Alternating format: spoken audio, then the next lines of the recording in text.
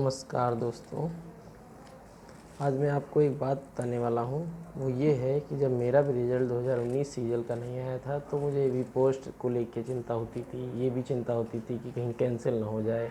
ये चिंता होती थी कि कब रिज़ल्ट आएगा, और बहुत सारी चीज़ें करते थे हम लोग, बहुत कॉल करते थे, सब कुछ करते थे। बट ये था कि मुझे उस समय ये आइडिया नहीं था कि कितना टाइम लगता है जनरली। और उसके बाद में मुझे जो पोस्ट मिली एक्साइज इंस्पेक्टर, उसमें भी मुझे ये नहीं पता था कि कितना टाइम जॉन लोकेशन में लगता है, कब अटेस्टेशन फॉर्म आता है, कब डीवी होता है, कब ज्वाइनिंग होती है। तो हम सारे स्टेज को सही ढंग से देखते आए, तो हमें लगता है कि हम सही ढंग से आपको समझा सकते हैं कि किस तरीके से एसएससी काम करती है। तो अभी 2020 का ये प्रोसेस चल रहा है कि उसमें डीवी हो गया है ना, हाँ डीवी हो गया है शायद उसका। तो जब डीवी हो गया है तो उसके बारे में भी पता चला है कि अक्टूबर तक उसका रिज़ल्ट आ जाएगा। हो सकता है सितंबर लास्ट में भी आ जाए, क्योंकि एसएससी इसमें बहुत फास्ट काम कर रही है। तो अक्टूबर में अगर रिज़ल्ट आ जाता है तो नवंबर और दिसंबर तक सबके जो प्रोसेस है सबका स्टार्ट हो जाएगा। डोजियर भेजना स्टार्ट हो जाएगा, एसएससी भेज देगी 1 महीने के अंदर। तो आप समझ सकते हैं अक्टूबर में रिज़ल्ट आया तो आपका नवंबर में डोजियर आपके डिपार्टमेंट में पहुंच जाएगा। लेकिन अब आपको कौन सी पोस्ट मिलती है उस पर ये बहुत कुछ डिपेंड करता है। अब जैसे मान लीजिए सीएसएस मिलता है आपको, एएसओ की जितनी सारी पोस्ट हैं, एमईए है या फिर ईडी है या फिर सीबीआई तो शायद नहीं है, ईडी है, एएसओ एनएमईए है, सीएसएस है, डीए भी है, सीजीए भी है। कुछ ऐसे चीज़ें, ऐसे डिपार्टमेंट हैं जहाँ पर थोड़ा फास्ट ज्वाइनिंग होती है, क्योंकि वहाँ पर जोन एलोकेशन का काम नहीं होता है। और सबसे लेट जो ज्वाइनिंग होती है वो होती है एक्साइज इंस्पेक्टर और टीए, और इनकम टैक्स इंस्पेक्टर और टीए की। तो ऐसा होता है कि उसमें समय जोन एलोकेशन का प्रोसेस स्टार्ट होता है, फिर उसमें टाइम लगता है। तो अगर आपको सीएसएस, ईडी या फिर पोस्टल इंस्पेक्टर या फिर डीए मिल जाता है, या फिर रेलवे का एसओ है या फिर एमईए है, तो आपकी नवंबर दिसंबर में ज्वाइनिंग हो जाएगी, समझ के चलिए हो जाएगी, श्योर है। और जब नवंबर दिसंबर में आपकी ज्वाइनिंग हो रही होगी, उस समय पर ये लोग समझ लो कि आपका जोन एलोकेशन के लिए फॉर्म मांग रहे होंगे। फिर जनवरी तक आपको लोगों को एलोकेशन करके देंगे कि भाई आपको कौन सा जोन मिला है। फिर जनवरी हो जाएगी, फिर फरवरी में आपको वहाँ डोजियर भेजा जाएगा। फिर वो लोग तुमसे कमिश्नरेट अलॉट करेंगे, फिर कमिश्नरेट अलॉट होगी फिर उसके बाद में वहाँ पर डीवी होगा, फिज़िकल होगा।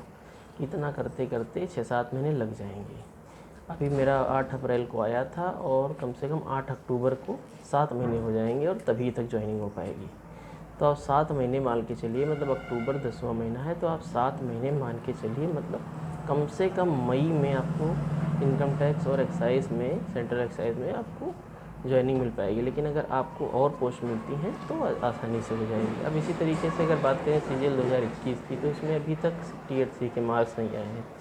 मार्क्स आते आते नवंबर तक तो हो सकता है आएँ, अक्टूबर तक ही आएँ। फिर उसके बाद में डीवी होगी, तो कम से कम 2-3 महीने का प्रोसेस अभी तो बाकी ही है। डीवी होगी, फिर उसके बाद में फाइनल रिज़ल्ट आएगा, फिर डोजियर भेजना स्टार्ट हो पाएगा। तो कम से कम जनवरी तक तो डोजियर ही भेजे जा पाएंगे रेवेन्यू डिपार्टमेंट को। तो जनवरी तक डिपार्टमेंट को डोजियर भेजे गए। फरवरी और मार्च 2 ऐसे महीने होंगे जहाँ पर आपको डोजियर भेजने के बाद प्रेफरेंस फॉर्म मांगा जाएगा। मतलब लेकिन मार्च में एएसओ और एमईए, ईडी, पोस्टल इंस्पेक्टर है, या कुछ डिपार्टमेंट ऐसे हैं जो ज्वाइनिंग करवा देंगे, या फिर जहाँ पर पोस्ट बहुत कम होंगी वहाँ पर ज्वाइनिंग होने लगेगी। तो मार्च में ये समझ लीजिए। लेकिन 5 महीने आप इसमें और लगा लीजिए 2021 की फाइनल ज्वाइनिंग इनकम टैक्स और एक्साइज में होने की। मतलब लेटेस्ट जो सबसे पहले होगी वो होगी मार्च तक, और मार्च के बाद में 5 महीने और लगा लीजिए, मतलब अगस्त तक आपकी 2021 में इनकम टैक्स और एक्साइज में ज्वाइनिंग होगी। हो सकता है ऐसा हो कि सितंबर अक्टूबर भी लगा सकता है इनकम टैक्स वाले, क्योंकि बहुत लेट कर रहे हैं। मतलब जब हम लोगों को जोन अलॉट हो गया था उसके अगले दिन उसका प्रेफरेंस फॉर्म ही आया है जोन भरने का। तो आप समझ सकते हैं कितना लेट हो गया। हम लोगों का भी 1 महीने के अंदर ज्वाइनिंग होने वाली है, और इनकम टैक्स का अभी तो कुछ से और नहीं। बस ये फ़र्क है कि एक्साइज में फ़िज़िकल भी होता है और इनकम टैक्स में सिर्फ डीवी है। लेकिन फ़र्क ये क्या पड़ता है, क्योंकि एक्साइज वाले तो फ़िज़िकल और डीवी साथ में करवाने लगे हैं। तो आप ऐसे ही समझ लीजिए कितना टाइम लगेगा। चलिए कोई भी नहीं है, फिर भी हम लोगों से तो काफ़ी जल्दी हो रहा है 2019 वालों से, और 18 वालों से 19 वालों को जल्दी हुआ, 19 वालों से 20 वालों का, और 20 वालों से 21 वालों का। लेकिन 22 में क्या होता है उसके बारे में कभी कुछ कहा नहीं जा सकता है। ठीक है, तो आप लोग अगर सब्सक्राइब करना चाहो तो कर लो। ठीक है, थैंक यू।